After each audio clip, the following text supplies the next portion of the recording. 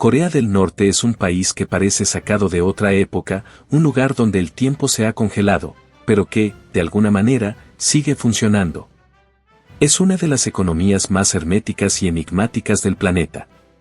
¿Cómo puede sobrevivir un país aislado, con sanciones internacionales, sin inversión extranjera y con un modelo económico que el mundo abandonó hace décadas? ¿Es realmente tan pobre como dicen o hay algo más que no nos están contando? Hoy vamos a adentrarnos en un tema que pocos se atreven a analizar con detalle, la economía de Corea del Norte. Un sistema que ha sido calificado como un fracaso absoluto, pero que, contra todo pronóstico, sigue en pie. Vamos a descubrir cómo funciona, qué secretos esconde y por qué, a pesar de todas las dificultades, el régimen no solo sobrevive, sino que se mantiene firme como una de las dictaduras más longevas de la historia moderna. Para entender el presente, hay que mirar al pasado. Y la historia económica de Corea del Norte comienza en el momento en que la península se divide en dos. Tras la Segunda Guerra Mundial, la Unión Soviética se hizo con el control del norte y Estados Unidos con el sur. Desde el principio, los dos países tomaron caminos radicalmente opuestos. El sur apostó por el capitalismo y el libre mercado, mientras que el norte se sumergió en el comunismo más extremo, bajo la influencia de la URSS y China. Y aquí es donde viene la primera sorpresa. Durante las primeras décadas, la economía de Corea del Norte era más fuerte que la del sur. Sí, aunque hoy parezca increíble, en los años 50 y 60, Corea del Norte tenía un PIB per cápita superior al de su vecino capitalista. Gracias al apoyo de la Unión Soviética y al modelo de industrialización forzada, el país experimentó un crecimiento acelerado. Se construyeron fábricas, infraestructuras y el nivel de vida de la población era relativamente alto en comparación con otras naciones comunistas. Pero todo esto cambió drásticamente con el colapso de la URSS. Cuando la Unión Soviética dejó de existir en 1991, Corea del Norte perdió a su mayor aliado económico. Ya no tenía acceso a petróleo barato, créditos ni subsidios. Y lo peor de todo es que el régimen no tenía un plan B. Mientras China y Vietnam comenzaron a hacer reformas para abrirse al mundo, Corea del Norte se encerró aún más. El resultado fue catastrófico, la economía se desplomó y en la década de los 90, el país vivió una de las hambrunas más devastadoras de su historia. Pero entonces surge la pregunta, si la economía colapsó y el país estaba al borde del abismo, ¿cómo es que el régimen no cayó? Aquí es donde entran en juego los verdaderos pilares ocultos de la economía norcoreana. Y el primero de ellos es su estructura de control absoluto. A diferencia de otros países comunistas que se han derrumbado bajo el peso de la ineficiencia, Corea del Norte ha logrado mantener un sistema económico basado en la autosuficiencia forzada. El gobierno controla absolutamente todo, desde la producción de alimentos hasta el comercio exterior. No hay propiedad privada, no hay empresas independientes, todo está centralizado bajo la dirección del Estado. Pero esto no significa que no exista dinero ni desigualdad. De hecho, una de las grandes ironías del sistema norcoreano es que, a pesar de su retórica comunista, el mercado negro es uno de los motores clave de la economía.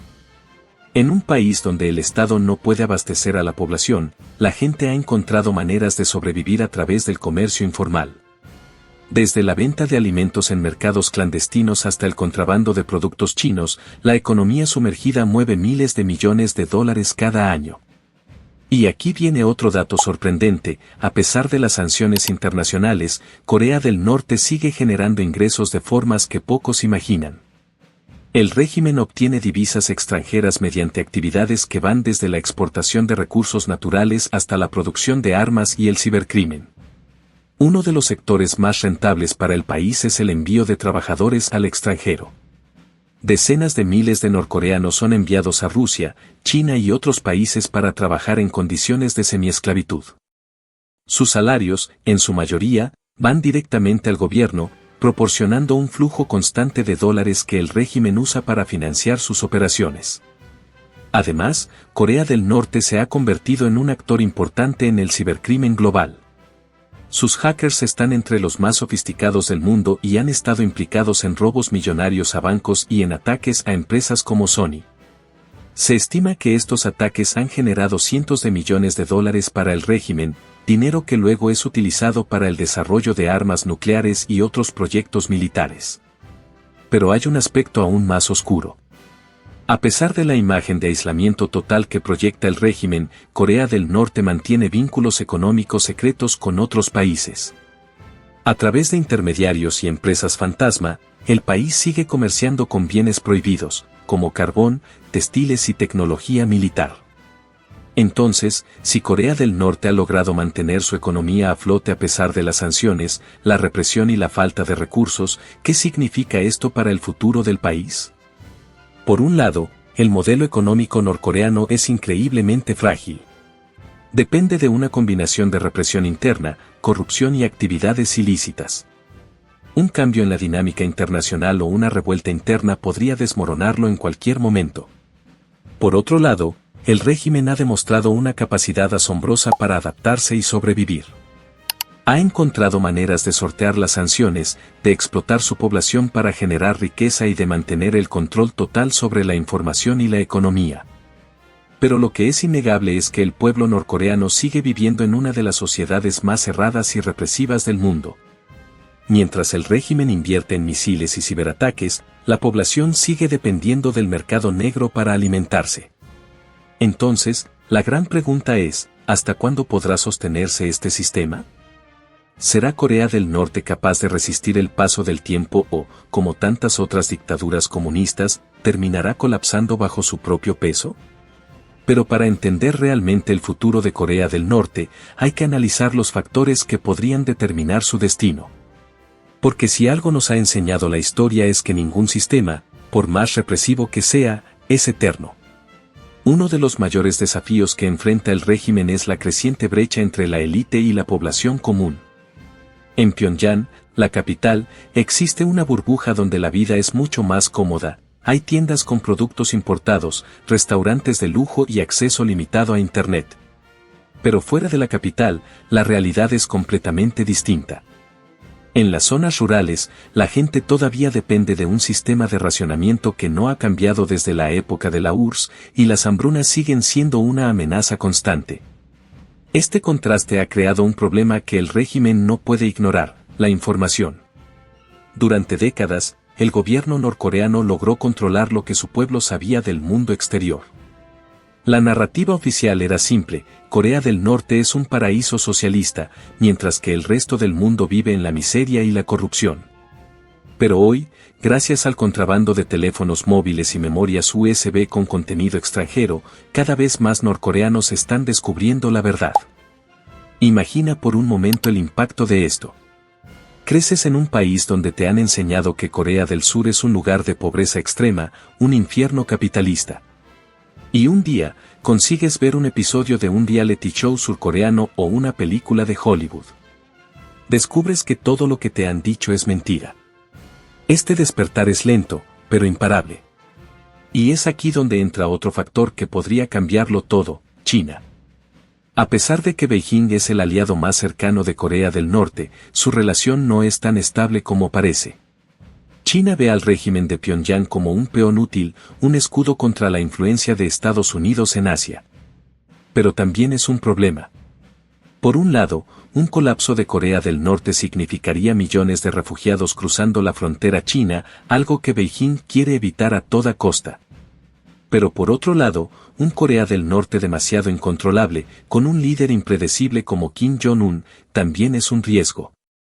No hay que olvidar que, a pesar de su retórica antioccidental, el régimen norcoreano ha desafiado incluso a China con sus pruebas nucleares y su estrategia de chantaje geopolítico. Entonces, ¿qué haría China si el régimen empieza a tambalearse?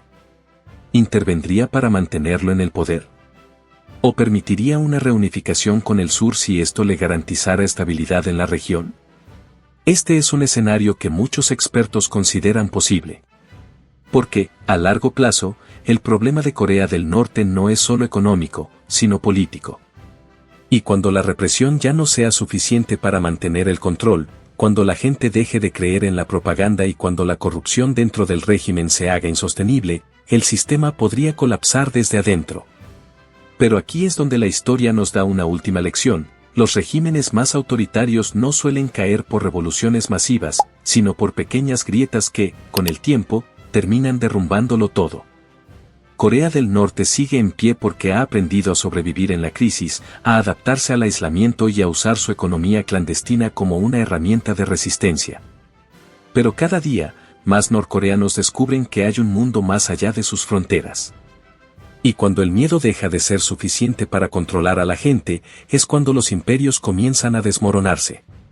La pregunta no es si Corea del Norte cambiará, sino cuándo. Y cuando ese momento llegue, el impacto no solo transformará la península coreana, sino toda la geopolítica de Asia. Si este video te ha hecho reflexionar, no olvides dejar tu comentario y compartirlo. ¿Crees que Corea del Norte podrá mantener su modelo económico en el futuro? ¿O estamos presenciando los últimos capítulos de su historia? Nos vemos en el próximo video.